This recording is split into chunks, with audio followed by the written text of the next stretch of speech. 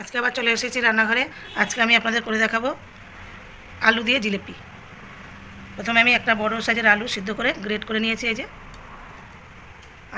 আর লাগবে আমার একটু নুন, 1 বাটি ময়দা, বেকিং সোডা, আমুল দুধ 2 চামচ, এলাচ গুঁড়ো আর ঘি।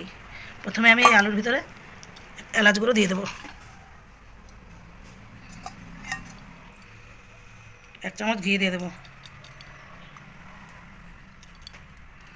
এবার এটা একটু মেখে নেব, আলুটা ভালো করে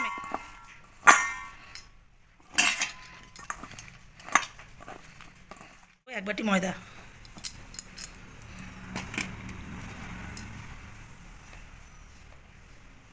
সামান্য লবণ, 2 চামচ গুঁড়ো দুধ,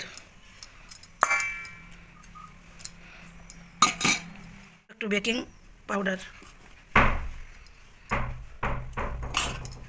এবার দিয়ে দেবো একটু বেকিং সোডা। এবার মেখে নেবো এইভাবে, বিনা জলেই মাখতে হবে, জল ছাড়া এইভাবে আস্তে আস্তে মেখে নেব। এবার আমি খুব সুন্দর একটা ডো বানিয়ে নিয়েছি। এবার আমি লেচি করে এইভাবে লেচি করে নেব, এরকম করে একটা একটা করে নেব।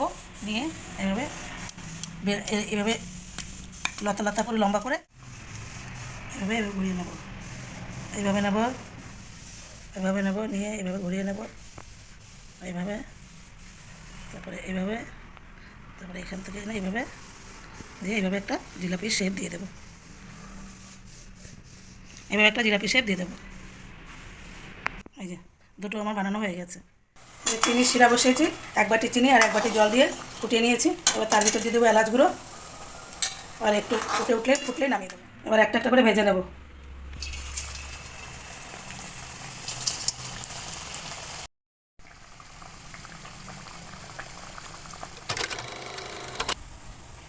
জিলিপি ভাজা হয়ে গেল, এই কথা হয়েছে, আমি শিরার মধ্যে ফেলে দিচ্ছি।